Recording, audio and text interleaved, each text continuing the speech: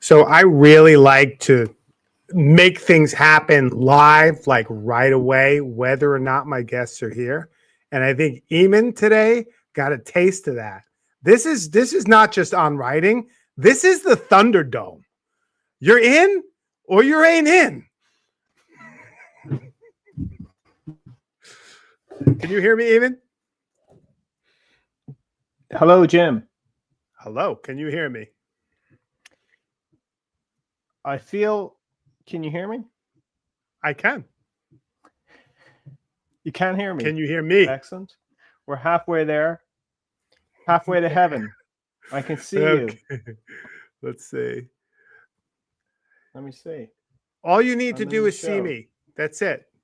Just see me. Find the audio output so I can hear your lovely voice. I can see you laughing. I'm Grimacing. We're Let me live. see. We're live. Sorry, I've been having trouble. No, please. Default Let me see if I can help headphones. you. Let me change this to my speakers so I can hear you properly. Now. Hello. Can you hear me? One more time. Do you know who I One more am? time at feeling. I'm gonna change that to this.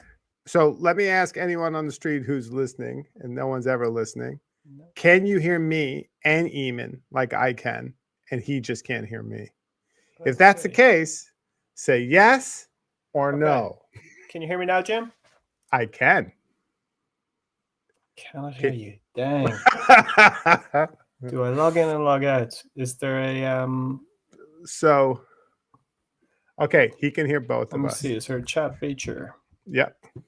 Let me come back out and come back in, Jim. Would that be the best thing to do? It would. Perfect. So while he's coming back in, come on back in.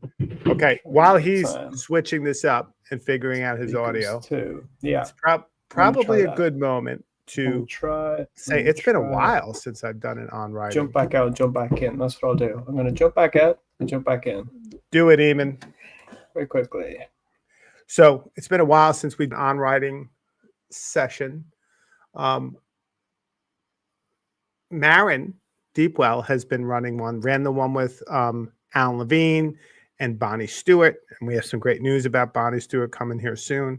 But it's been a while since I've been in the on writing seat. So it feels good to be back. I'm looking forward to talking to not only our guest today, Eamon Costello, and we see if he can hear us now, but also after that, Catherine Cronin next week. So tune in. Eamon, coming to you live from Italy. Can you hear me? Very strange and annoying. Luckily, I am an old man at audio problems. Yeah. Yep. Okay. He can't hear me. It is true, Taylor. And Mark Corbett Wilson, how the hell are you? We are going to see what's going on here. He's not muted. Edit. Everyone, you're in the show, it says. Everyone can see and hear you now. Yes. Okay. We can hear you. Stop mic webcam. Remove from stage. Is there a chat function? Is there a chat? We can hear you. Yep. Excellent. That's great. Thanks, Jim. Okay. So I can't hear you. Why is that? Do you have any advice for anything for me to fiddle with? Let me see. You can stick it in the chat or use some sign language or just communicate it to me through the medium of telekinesis. You can change your mic through. Dang it. Okay, I am doing some support right now. Yeah. And you could see there's the option where you can do wave 1 and wave 2. Hey, Taylor. Hey. Hey, can you hear me? I can hear you good. Can you hear me? Yes. Yeah. Default. No, that's not working. I just thought I'd jump in while here we go. figuring out the situation. Now I'm up and running. I can hear you guys. Okay. You can. I can. By the miracle of the internet. Eamon, you're amazing. Listen, I want to ask you one thing before we go on with this session. Am I pronouncing your name right when I say Eamon? you can call me whatever you like, but in Ireland they would call me, and it's kind of like if you think of where I am now and where I'm going, I'm down here in the gutter struggling with the microphone, but I'm aiming for the stars. I'm looking up above. We're here to facilitate that trajectory. So it's kind of like an aiming. Eamon. Okay, I got it. Eamon, how the hell are you? Very well, thank you. Very well indeed. So I'm going to be honest here. I wanted you really to be a guest on this show after I heard you do an audio interview with Martin Weller. And I want to tell you why specifically. Yeah. Because essentially you started that conversation with Martin Weller and you were like, snap, crackle, pop. But somehow you brought up the fact that Martin Weller was kind of like the Oxycontin dealer of metaphors. And you went on this run about Oxycontin and drug addiction and metaphors. And I don't think I've ever laughed so hard during a podcast in my life. I mean, it was hysterical. I mean, you're a complete, you're a natural, you're hysterical. And I am super interested because I did ask you before this session. And hi, everybody. I'm Jim Groom. My special guest, Eamon Costello. I'm here even with Reclaimer, Taylor Jaden. It's a full house today. And this is another episode of On Writing. I don't know how many we've done, but I was saying before the show that this is my first in a while. I took part of the summer off, and Maren Deepwell had done one with Bonnie Stewart and Alan Levine. And now we're back with the great Eamon Costello, who's an assistant professor at the Dublin City University. And he is a professor in digital media. So look out. That's all I got to say. Digital media here. So my question to you is, having read a couple of your articles and seen many of your alternative reality videos that you've done over the years, you've done several of them for OER conference, and they were really made a big impact, is how do you get away with writing some of the stuff you write and calling it, academic writing? Well, that's actually a great question, Jim. And I suppose just to say thanks for having me on first.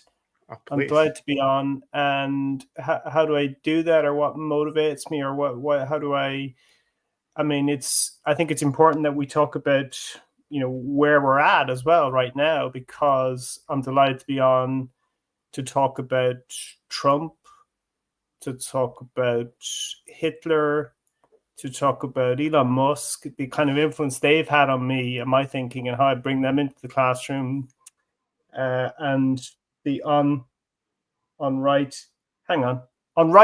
This is on writing. I thought this was right wing. I thought we were talking about right wing. I was going to make some viewpoint diversity. I have this picture of Musk. I'm telling you, people, you get what was promised.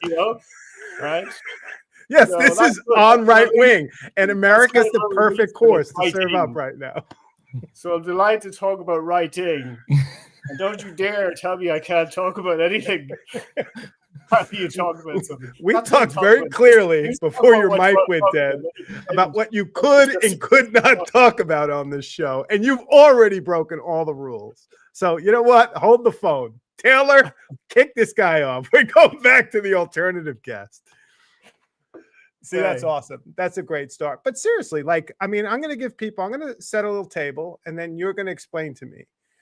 I started reading an article which was about rewilding ed tech. And obviously your ideas are very much embedded in the culture and in the moment around questions of global crisis, around ecology, and, where we're going with there, around the question of despotism and where we're going there politically. So you start this article where you're talking about rewilding education, and you spend a large part of it talking about a conversation you had with a homeless person as you walked out of the movie Dune because of some of the revelations your wife gave away to you, to actually get into this very deep philosophical conversation. I thought I was watching Mind Walk from the 90s. And I was like, this is pretty awesome. This is complete. And I don't want to say creative in the sense that you made it up, although you may have, kind of creative writing as a stand-in for, what we often take as academic writing, or serious writing about serious topics. And so I was really kind of blown away. This is published. This is obviously something that you have as part of your, academic record. What's your approach? How are you doing this, and what's your philosophy behind it? That's a good question, because I haven't really thought about that. I don't have a philosophy behind it, and I don't have an approach. So this is a terrible answer to what's a very good question. You're a lovely man. It's not your fault, right? Terrible question. But I will say what I have thought about is I enjoy it. I enjoyed writing that and so on. And some people enjoyed reading it, but it possibly wasn't actually that useful in answer to your question of how do you get away with this, or how is that academic writing? It's probably not, because it's not actually been cited that many times, because it's not that useful. But sometimes it's helpful to people, and it kind of opens some doors for me as well. Some people go, "Oh, I read what you wrote and it was really good." So it connects with a small number of people in particular ways, and they found it helpful. But if I'm to talk about if I have to evidence on my CV the kind of work that I'm doing, it has to be something else. It has to be empirical. It has to be gathering data and writing it up and so on. So I'm kind of trying to see if there's room for everything, if we can do different things and get different ideas from different places and kind of keep ourselves fresh and alive that way. There's not, I think if we get overfitted on one track and we go, I'm going to just maximize this strategy or this type of writing or this thing, and just going to do this to the nth degree, it can become a bit unhelpful. So we need to be trying different things, even if they're not necessarily going to work. So I guess it's kind of about experimenting and seeing what works. And there's a danger to that. It's not necessarily, always benign. You don't know where you're going to go. You could go off track. It might not work. But it's about kind of having the sort of bravery to try, really. And then that's kind of something I bring into my teaching all the time. I'm teaching students a lot of the time, and I'm trying to encourage them just to kind of have a go with whatever they're doing. And I'm not going to teach them very much in the limited time that we have available together in this life, in this world, Jim. We don't have a lot of time. It's true that every word I say to you now is one less than the total number I will ever say. Right? Also one less than the total number you will ever hear. All right. Jeez. This went dark quick. Yeah, it is. And not only that, but you don't know how many words you're ever going to hear. I don't know how many words I'm ever going to say, but we know they're all being counted down simultaneously as I speak to you now. And writing is like that too. We've only a certain amount of things we can ever write.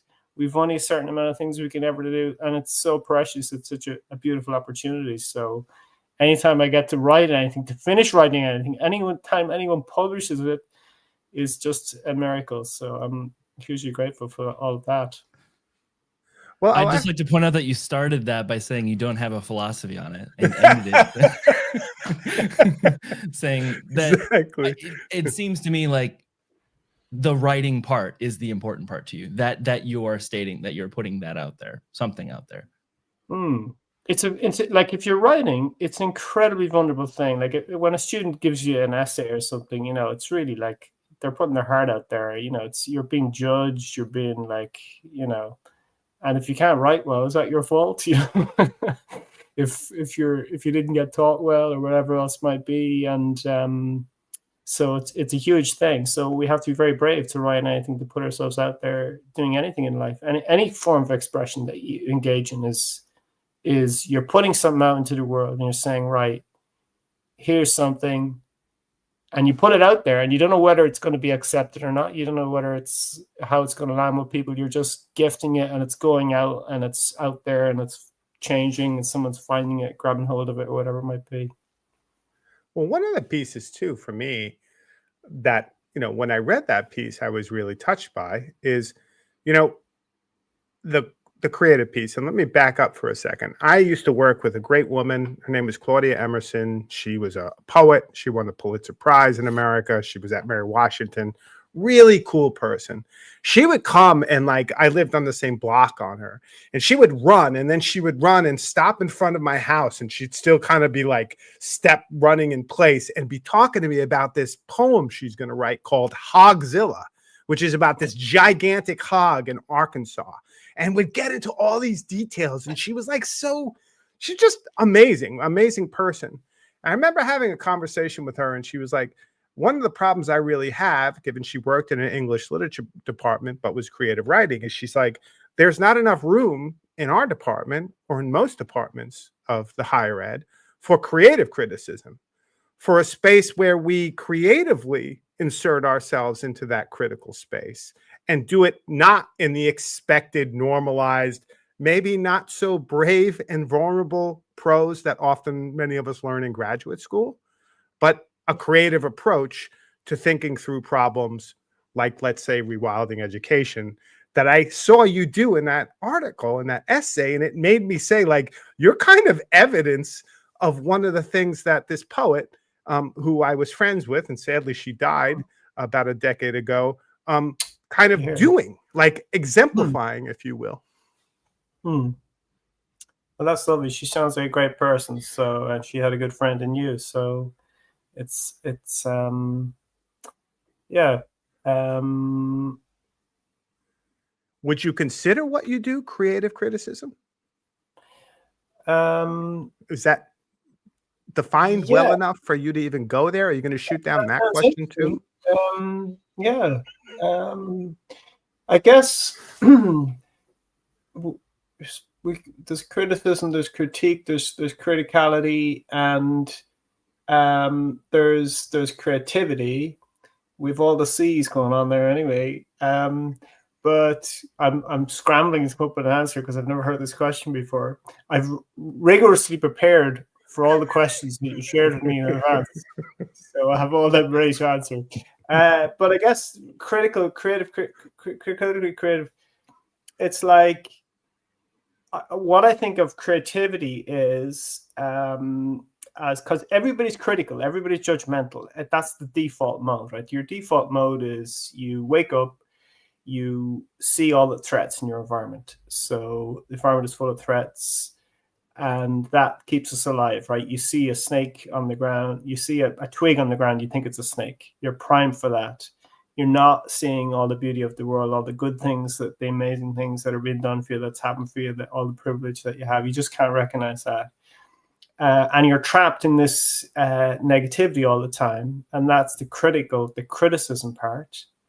But then you can just get trapped in that, and it's like a cage. It's just building up around you all the time, this kind of conceptual mental cage of stress and anxiety and everything else. But every now and again, even at the worst, just change the thing to me. I say at one's worst. For me personally, not to speak about anyone else, I know at the worst times of my life when I was young, I used to say this kind of thing came into my head: imagination will find a way.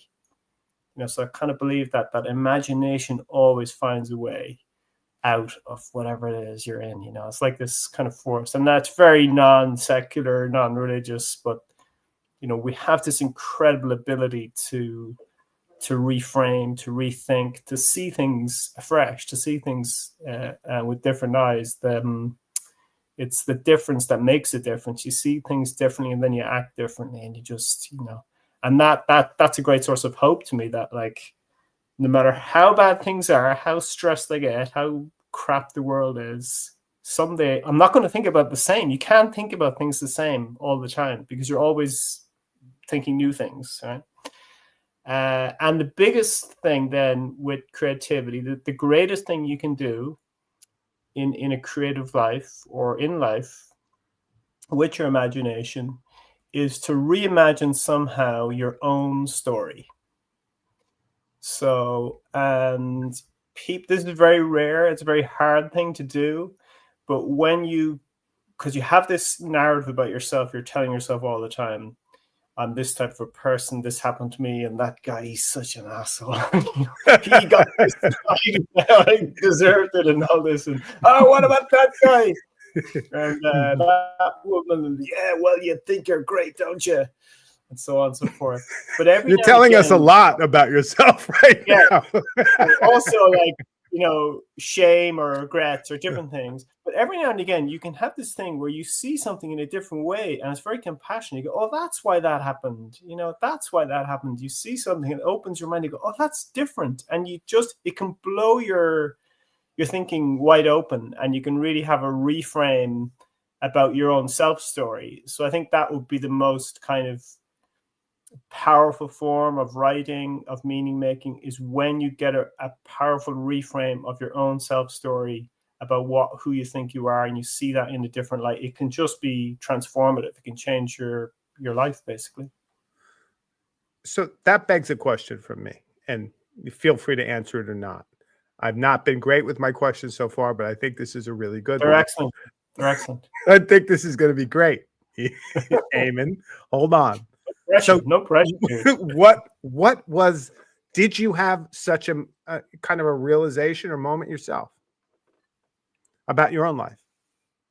I have, but they're I'm not describing this very well, Jim, but they're quite mundane sometimes. They're just like a little, and sometimes, well, here's the problem actually, is that I have had realizations about myself or my own story, and things about it. It often happens with your parents. Like, I have kids, and I suddenly somehow have this thing that I've been thinking about for 40 years, and I go, oh my goodness, now I'm a parent, and that's what was going on with my own parents. Yeah. And I never knew this, and maybe if I had kids I never would have realized this crazy stuff. But the other problem is that things that doesn't really answer your question, is to give you a specific example of something.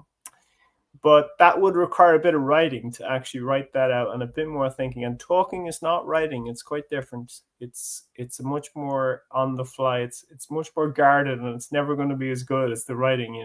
It's a substandard form, right, of communication. It's a secondary form. It's not our primary medium. Spoken just like Derrida. Yeah, but the problem is then, to come back to that example, even if I could give you a brilliant example, you can unlock something really, really good with a fresh reframe, right? You can see reality in a new way, have a whole new perspective, but how do you preserve that realization? How do you keep that alive? That's the difficult bit, because you go back out into your day, and all the regular thoughts come back. So it's kind of trying to keep that open, that realization open, is the tricky bit. Now, Taylor, I don't want to, feel free whenever you want to jump in. But I did want to say this, and I'll prepare you for your next question, Taylor. I did want to say this. One of the things that I've seen you do again and again in your stuff, Eamon, is you basically are talking through metaphors, not unlike our friend Martin Weller. For example, rewilding education, right? It's a movement already happening in the UK and beyond. This whole idea of rewilding. They're rewilding bears here in Trentino and Italy, and there's a reason for doing it, right? To kind of re-inspire the kind of ecosystem and introduce elements that were lost. And so you're using, obviously, these metaphors and taking them from one area and kind of reframing them for education, which sounds similar to what you're talking about, reframing your own identity, but you're using these metaphors to reframe how you look on, let's just say, your own discipline. Is that a kind of process you're going through? Is this intentional? Like, what is your thinking around kind of reframing some of these other political movements or ideas for the work you're doing in the university?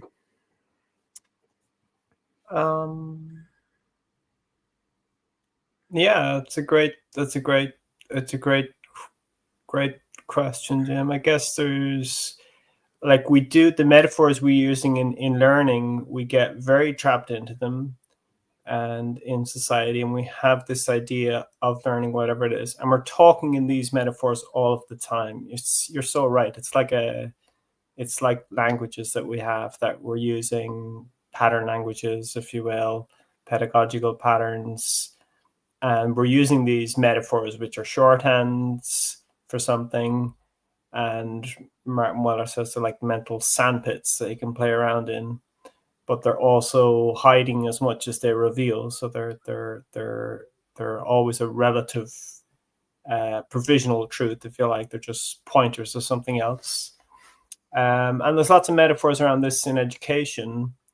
And we had a special issue on metaphors of AI in education recently, where some people did some really interesting work with metaphors. And I've written a bit about the bullshit metaphor, Harry Frankfurt's treatise on bullshit before.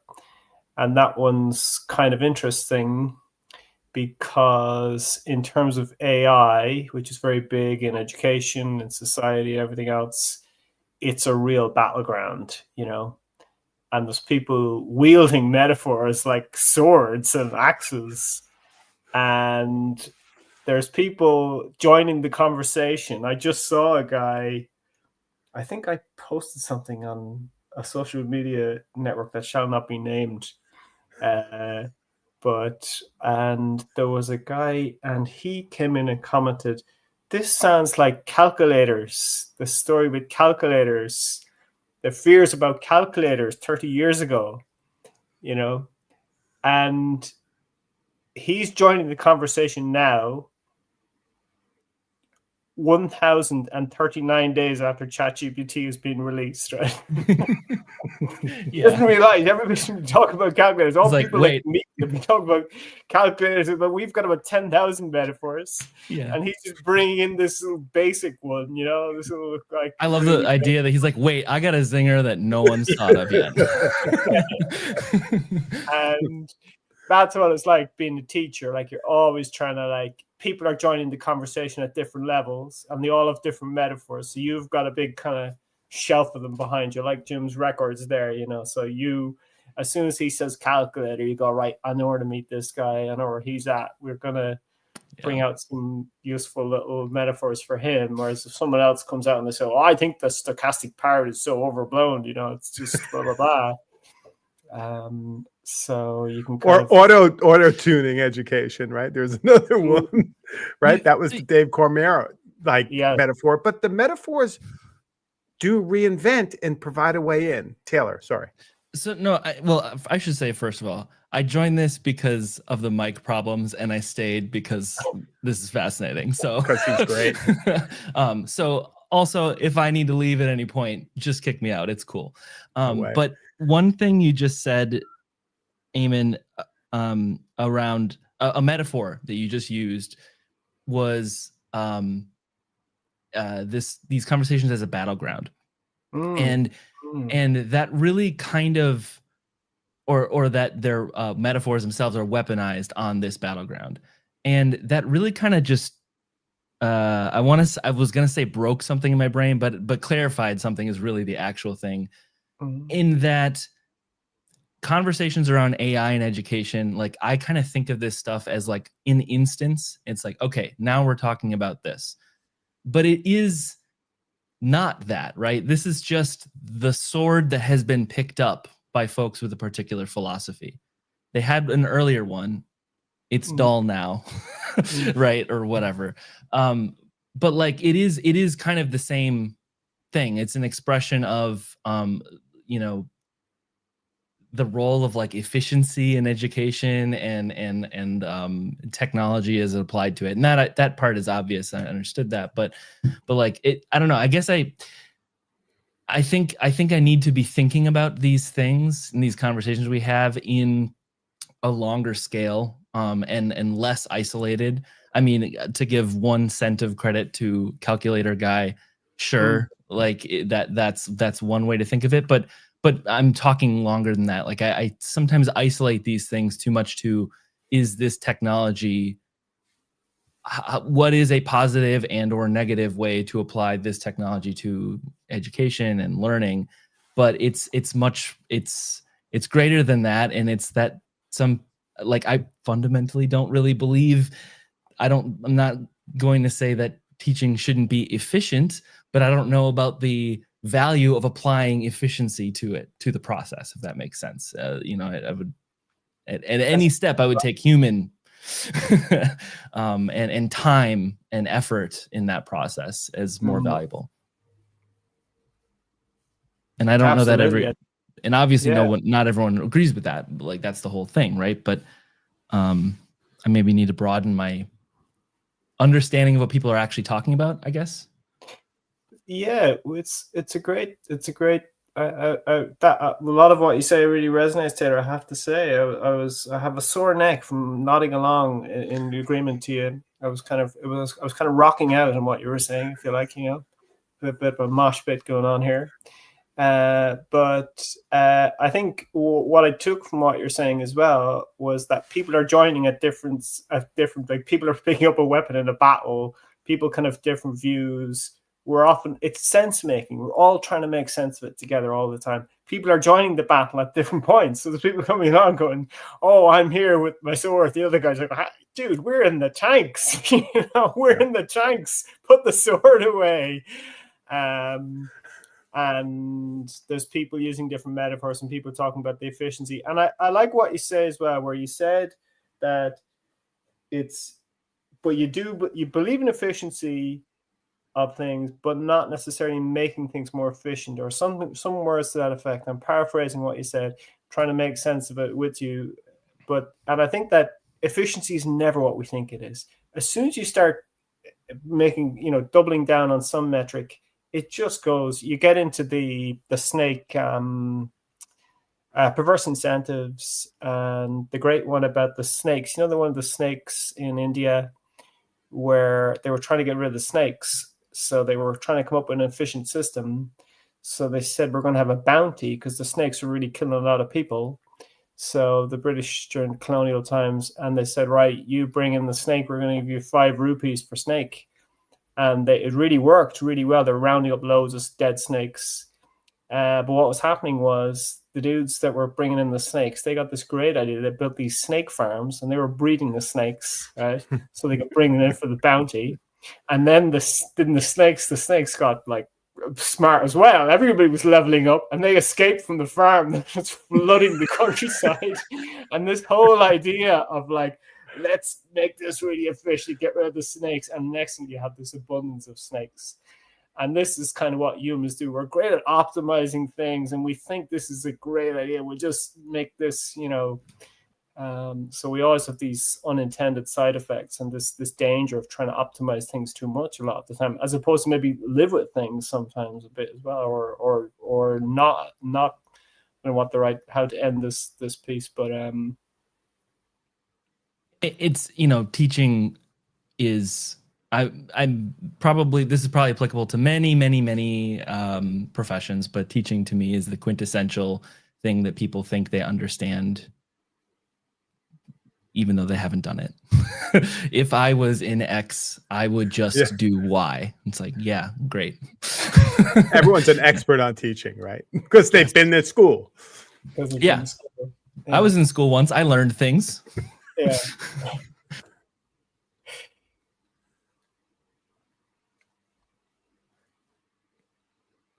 Now, I don't know if you're thinking about that, Eamon, because I'll more than let you think. But you talked about sense making, and we've already talked a little bit about AI. And one of the questions I've been struggling with is, since 2022 when the AI ChatGPT bomb hit, I kind of kept it at arm's distance. I know how the hype machine works. This is not my first rodeo in ed tech. I know how things go up and go down. Like I see that. Like it's not new to me.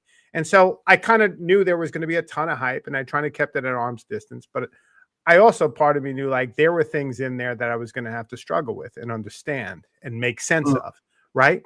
And the way I tried to do it was to take up a project that had no impact on other people or saving lives or changing the world or making my life more efficient. In fact, it does the opposite, but working through it so I could write about it and write about my experience with it and have some relationship to that thing that I may or may not, depending upon my experiences, start critiquing, right? and start thinking through in some kind of real critical way. And one of my professors once said, even if you're going to critique a book or a piece of criticism or whatever, first you have to read it and you have to say, yes, yes, yes. You have to accept that work before in some ways you start breaking it down and deconstructing it, and then kind of in some ways ripping it apart. And I have a very strange kind of relationship. I'm trying to write through some of my experience with doing stuff with AI.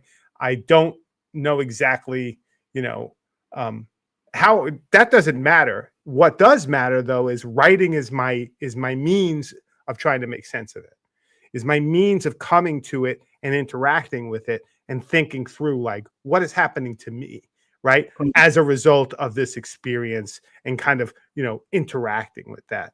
And I'm wondering, like, what has been you've been a pretty outspoken critic of the efficiency of education, of where education is going in terms of its centralization and kind of a form of militarization. And part of that also has to do with the AI kind of infrastructure. And it's like, how are you making sense of that in your writing? Like in relationship to that? Are you working through that by kind of trying these things, by kind of experimenting with them, having your students experimenting with them? Like, what is your kind of relationship to the things that you're trying to make sense of in this world right now? That's a great provocation, Jim. And I'd just like to honor what you were saying there about, trying to make sense of these things and like our necessarily just ambivalent relationship with AI, because we're technical people. We have a good sense of capabilities and the wonder of technology. It's an incredible thing. And it's a beautiful thing to learn about technology. Like that's one of my favorite things to do, to make stuff, to build stuff, to figure stuff out, to configure stuff, all that cool stuff. Like what could we, that's what we were born to do, So so that's a kind of something. But then like we're talking about things and so on, but really we're talking about products. We're not talking about tools. We're not talking about technologies. At the end of the day, these are all now products. This is different kettle of fish from where we were previously. Even MOOC isn't a product, it's a term. But really in AI, in the discourse, we're really talking about specific brands. And one of the things I was thinking about of trying to figure out what these are is, I'm going to try this one on you. They're like Voldemort technologies, okay? So you can't say what the names of them are because they might appear, just like a little consentless little thing will appear. Would you like me to record this meeting? Would you like me to take some notes? Would you like me to write this for you? So you can't say their names. And also if you say their names, they're like the candy man. You're looking in the mirror, you say the name, and you're just going to have to start paying for stuff, Like I was working with my students in class last week. We were creating videos with CapCut, and it was great fun. And CapCut is a fantastic piece of software. It's made by ByteDancer, the owners of TikTok. It's really cool, but they have a free version, and it's available for. They have an online version, they have a download version, desktop version, they have a mobile version, and they have a paid version. And when you click all the little there's all these effects you can put in your videos, but it's so powerful. It's way more powerful than like Adobe Premiere was like 10 years ago. It's the equivalent of something like that, and it's free on your device. But they have all these paid features, and if you click them, it allows you to add them, and then you go to export the video and it asks you to pay. It's like put in your credit card, and I just hate it. I hate it. And it's coming, and we're kind of navigating this world with AI, with these consentless technologies, with this kind of predatory capitalistic bots swarming in all the time, trying to sell something, stick your credit card in here, it's coming, And the students, they're navigating this environment. They have to actually use dual factor. They have to use their personal phone. They have to create some weird admixture of their personal and private data, just do all these like 9-factor authentication just to get into the university, to get access to their email, to anything. It takes about an hour to log into anything these days. If you lose your phone, you're absolutely goosed. So they're navigating all this stuff just to get access to life. It's cut through layers of the digital. You have all these bots swarming around you, trying to sell you stuff, trying to take your credit card. And they're like battling away and they're hacking away at all this stuff. And they're doing a really good job. And they know how to create a video and crop out the logo that's pasted on. You know, they know how to like sign up with multiple email addresses to keep getting the free trial for all these, you know, capitalistic cloud fiefdom, techno-feudal services that we're just complicit in. So, and we built a course last year called Hack This Course, and it's hosted on Reclaim Hosting. And we had a project, and we built it in Adobe Rise, I think. Was it Rise? Yeah, I can't remember. 360, one of these authoring tools, you know. But it's open source, and the idea of the course was take this course, steal it, do whatever you want, you know, hack into it, take it, whatever you want to do. It's yours for the taking. Remix it. That was the original intention, at least. That was the kind of ethos, the philosophy. I've managed to answer that question finally about what my philosophy was. My philosophy is like, you know, hack this podcast, hack your writing, hack your life. Always be. That's the kind of the hacker ethos is the one. So I'm just gonna stop rambling there for a second, take a pause, allow you to come in. Taylor, you know I'm always happy to come in, so I don't want to, you know, be that guy. Is that guy? I don't want to be that. Arrive, guy. Jim. Arise. I'm distracted looking pulling up Hack This Course, so I'm looking at it right now. On the kind of, so let's follow a metaphor, right? And let's follow the limits of a metaphor and the possibilities. So I really like, you know, I've been following your stuff, and I really like where you're going with rewilding education, right? My wife was a big fan of the writer. He's a British writer who I'm forgetting his name, who kind of helped popularize the term of the rewilding in the UK, and it's kind of taken off in terms of somewhat of a movement. I think there's like the Extinction, right? What's the name of their Extinction Rebellion or no? Extinction? What'd you say? Rebellion. Yes, exactly. So the Extinction Rebellion, and I think his name is anyway. So where does that metaphor for you when you're talking to your students and where you're kind of laying out your kind of ideas about, you know, higher ed and education, where does it work, and then where does it come up short, and where do you have to navigate when you're writing about it and making sense of it?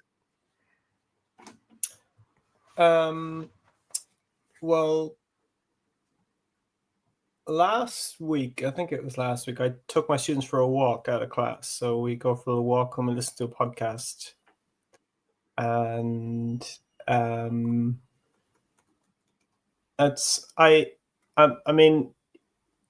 walk into the class and I'm told I need to teach my students about digital learning, you know, and it's kind of about enhancing learning with technology. And I critique all of these things. But rewilding is very, very difficult to do in a conceptual sense. To realize what that metaphor could be in education is very difficult. To answer your question, how do you realize it or how do you work with it? You know, I don't know. There's definitely no good answer to that, because, you know, are we going to be able to rewild much of the planet? I don't know. We'll have to wait and see. It might take us being all wiped out for the Earth to come back. You know, we'll have to see. But I guess, yeah. I think one of the things as well is that what I'm always asking my students is, I start off the class by, they want me to teach them how to use all the digital tools and stuff, you know, and that's so does my boss and my everybody else. Yeah, Like, come on, get your kids together and teach us the tools, and that's fine. I get that, I appreciate that, but also. And we do some stuff with the tools, but it's kind of about trying to say, and most people are very conscientious and they want to do a good job. You know, everybody does that. And they want to say, I want to use tools to do a good job. And that's where we have this instrumental kind of attitude and outlook. And there's nothing wrong with it. It's good. It's pragmatic.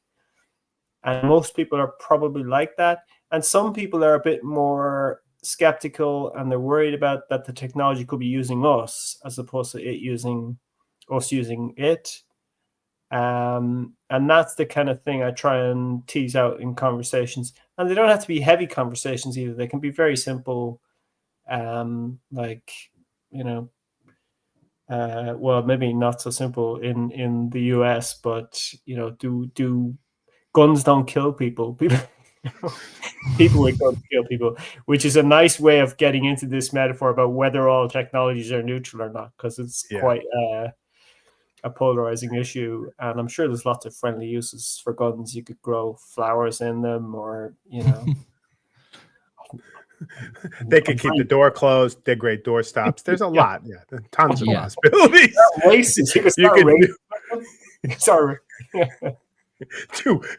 Well, the rifles are particularly good for pull-ups. I mean, you know, there's possibilities. Absolutely. Yeah. Well, and even I would say, on a less funny note, like you can make arguments that violence, and there are people would argue there are times for there can be a positive application of that, right? And I think that's a perfectly fine thing to disagree with, to be clear. But my point is, like, I think that can translate, you know, to the idea of rewilding something too. Like there are maybe harmful ways to do that, and like, we don't want to burn down the institutions and harm the people who are participating in them necessarily, right? But depending on what you're talking about, who you're talking to, they may argue that burning the thing down has to happen. That's part of the process, right? Yeah. That's very, very well put. Yeah, I think about that a lot. And anger and, you know, violence doesn't really solve anything. No, I'm not advocating for that, to be clear. I know that. We all agree on that. But yet, having said that, why am I so angry all the time? Why do I have this anger if it's no use? You know, I was born with it. It must have some function. So, you know, so it's we have to come into wise relationship with anger, with technology, with all these things, because they're part of what we are. So I fully agree with you. It's not, and that's why rewilding is such a difficult thing to do, because ultimately it's about divesting from something and leaving something behind. Like, you have to leave the land to come back, and you have to kind of not go into it. Like, they've beautiful dams, beaver dams out in Canada, and you have to fly over them to see them, because you can't get near them. There's no even roads there, and they're massive. I've seen a picture of them online, and it's a beautiful thing. And if humans went in there, it would be finished in a week. There'd be some kind of a donut bar, you know. And so, you know, so it's a very difficult thing to do, to abandon things, to give things up, and that's what rewilding is about, saying, what can we give up? You know, because when you give something, you get something. Yeah, it's interesting. I mean, seeing that work here to some degree in Trentino, in the natural reality with the bears coming back, you know, but then you also come across the fact that bears do what bears do. And a brown bear is going to attack a human and potentially kill that human. And then you're going to have this complete back, you know, what we've seen in Europe and America in terms of the right-wing backswing against any sense of, right? So you see this kind of, this real struggle there between, trying to do that. And everybody was on board here in Trentino 20 years ago, right? But as the population has grown and has done great, right, we're hitting against that border. And that border is, the bears are getting maybe more comfortable with humans, right? They're getting a little bit more savvy. And, the first reaction is not figure out what we've done, but often violence, and violence as a kind of retaliation. And it's my theory that the bears in Trentino are a stand-in for the immigration problem in Italy more generally. So this whole idea of the kind of Northern Italy Liga idea is that they're trying to make the nation, Italian and keep it Italian at all costs. And the bears somehow become part of these outsiders who have kind of made comfort and are living off the land, so to speak, in Italy. And I keep on talking to my wife and other people who listen to me about this metaphor, and they're like, well, maybe, but everyone's still a partisan in Italy. Like, they have no idea about the politics that have kind of taken over most of Europe, seemingly, or don't want to be as wide-eyed. And so I struggle with that, because I see the rewilding also as a kind of rekindling of that struggle between it's part of the process, at least here in the kind of sense of the George Monbiot, who is the guy I was looking for, rewilding of the environment. There's a lot of struggle after you do that for a while, between the people who feel like, well, this is robbing us of some of our kind of, ways of doing things, or tourism. Like, no one wants to go hiking in Trentino when they know there's, 100 brown bears, walking around the things, and these are serious bears, right? Like, they're not gonna hang out with you. This is not fun, cuddly stuff. Like, this is they're ferocious, as they should be. And so it brings up a whole series of different questions 20 years on. And I wonder if your earlier point of, are we already too far gone for that? Are these just kind of, demonstrations of, those moments of hope, which we all need? But, at scale, is it even fathomable? Yeah, it's a great metaphor, Jim. And I think that this thing that we're going through, this kind of darkness that's rising all over the world, this mold, it's about othering, essentially. That's how these things get going. That's how authoritarian and oppressive regimes sustain and build themselves, as through the creation of others, scary, keeping people scared, angry, and telling tales of that frighten people. And I was up in, I went to Utah last year when I was in Utah. I'm not sure I'd be let back in the country now. And I went up hiking in the mountains. I had a lovely visit in BYU, their university. I was invited out as a visiting scholar. And I went up in the mountains one day, and I got up to the snow line, and I was on my own. I was hiking. It was beautiful. It was absolutely serene. And there's cougars up there, apparently, and bears and wolves and different things. And it said bears. I was like really excited. Oh, cool campsite. And I picked up a stick in case, there was some actual bears. I mean, it's quite near the town. There's a very remote possibility I think there was any bears. And I was walking up, and I had this stick. And then I was on my way back down, and I met this woman walking up. She was on her own. She said hello to me. She smiled. And I thought, I am the most scary thing up here. A man, right? That's the most scary thing in the world. Bears are not that scary compared to men, right?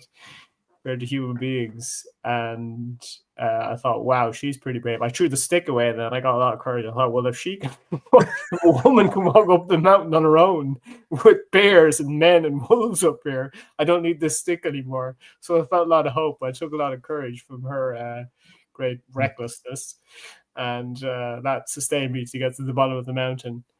But there's a lot of othering, because I got an Uber back. Then I got an Uber from a guy, and he said, "Yeah, no, we're quite a way in from the coast here, so we're quite lucky, because if the Chinese or the Russians attack, we won't be on the front line. And I thought, wow, that is wild. Does he people feel so unsafe all the time for all the wrong reasons, and so threatened, and so like there's enemies everywhere, and it's they're only there if we imagine them to be, and as soon as we imagine them to be there, they're very, very real. We imagine them into existence, I feel like. Yeah, absolutely.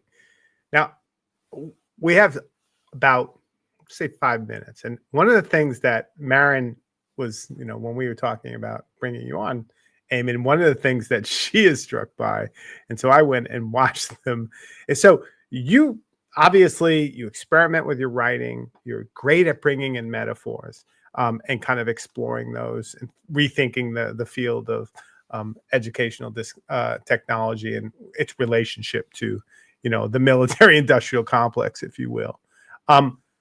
But you also do these crazy, and I'm wondering, are they performances where you're be singing a aha song, going on campus and filming yourself? Are these things you do with your students? Are these things you're doing just to create community at your university? Are these things you're doing because you just think they're fun?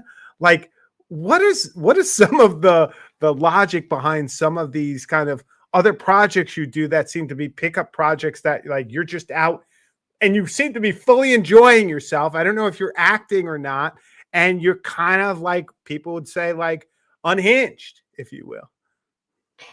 I have a team of people that do that for me, Jim. I take no responsibility for that. I just have come up with some cool stuff, put it online, put it in front of people like Marin and Jim. They're the key demographic, right? Jim's going to love this. We're going to get on the pod, right? I have a feeling we're going to get hit off there. You broken pig now. Yeah. So, so it's a very calculated strategy as you've managed to crack the nut of that one. You've seen the kind of the metrics, the efficiency of that in terms of what it's trying to achieve, which is as clear as chaos.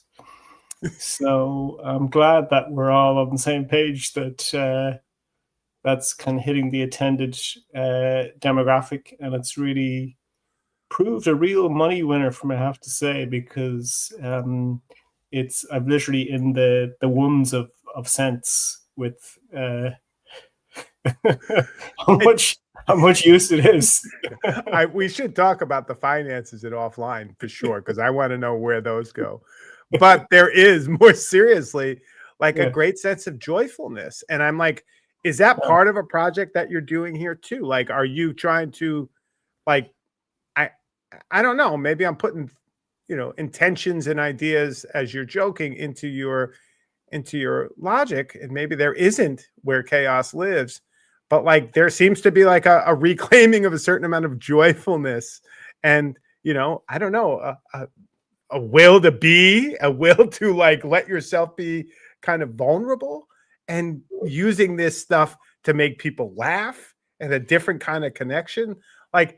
Is there, if I'm assuming if the monetary stuff doesn't work out, was there another reason you did it? Well, there's one thing that kind of really annoys me, Jim, actually, just to disagree with you, is joy and happiness. I'm not smiles. I particularly hate smiles. You're doing it now just to actually vex me.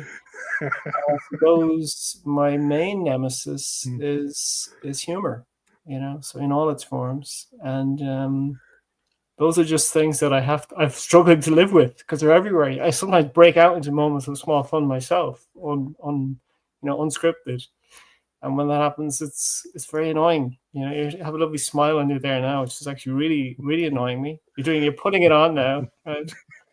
I can't help it. You're making me do it. It was part of the contract coming into this. You're mistaking that he's baring his teeth. It's not the same thing. It's like a dog, There's a lovely book. There's a lovely book called Viral Justice from Rua Benjamin, and she tries to reclaim this idea of virality as for joy and happiness. It's lovely, you know, because we think of viral as kind of going viral for like rage or all the wrong reasons, you know.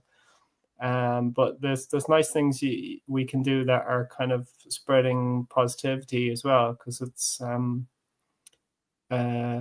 very important for sure, you know. And anything we can do to kind of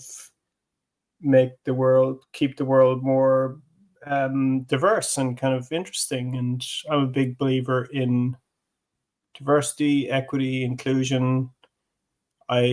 All people, there's every kind of people I accept in life, really, except for one type of person, which are people from Dublin. And I live with 3 people from Dublin, and they call my children.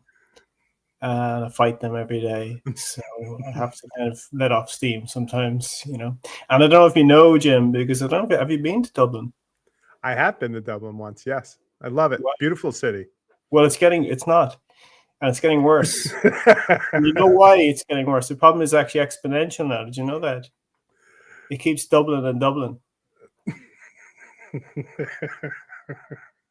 Well, you know, I could be trying to close the show when these really bad dad jokes are coming out. Just trying to give you something to actually bear your to not. You might get a kick out of this. So no one in Italy wants to like recognize I'm American. So they're always like my wife's family and stuff. They're always like, so like you're American, but what are you? And I'm like, well, my family's from Ireland, but like, you know, that was like in the 19th century. I'm not Irish, right? And they're like, oh, so you're Irlandese. And they try and identify me as Irish. I'm like, I'm not Irish at all. And they don't want to call me American, so they run around calling me Irish. And they're like, you must be so happy, so proud with the Irish, the heritage. I'm like, I don't know anything about Ireland. Like, I can't even pretend.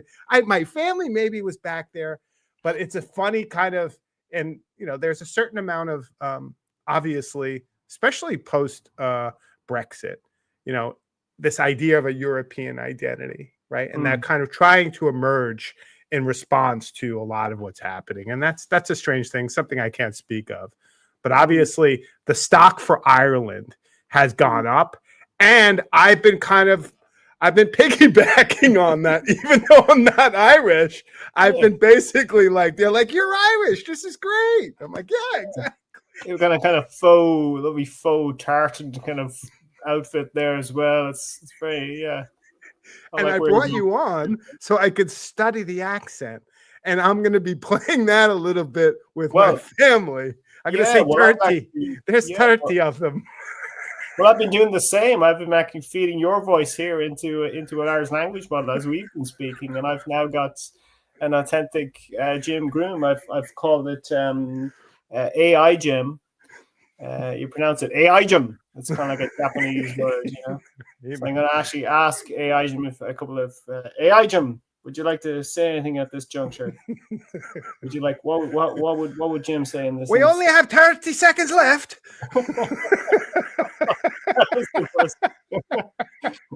Eamon, this is AI Jim. He's speaking. Eamon, you smell bad, and your children are very naughty. Oh my God, AI Jim, that's shocking. It's malfunction. The guardrails are falling over, Jim. Sorry, the tech is. Let's go back in the. Not nearly as efficient as they have. And that's one of the things I will say. And I'm building an NFL season from a 25-year-old video game in AI. Basically, like not building a game, just the media around it, which is a long story. But one of the things I'm finding is that it is probably, for me, the most inefficient tool in the world. Like, it is terribly inefficient. And it's just like a drug. It just like sucks you in. Like AI, it's literally like Oxycontin. Like you were right when you came up with that metaphor with Martin Weller. Like that's what it feels like to me. I feel like I have to go into a rehab. Deal with it. I'll see you in the rehab, Jim. Sounds good. See you there. Anyway, this was yet another episode of an Off the Rails on Writing with Eamon Costello and Taylor Jaden. And I just want to thank you all for coming.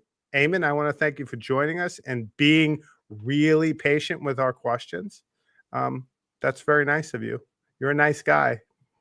Well, you're both lovely people. It was lovely to talk to you both. Thank you very much.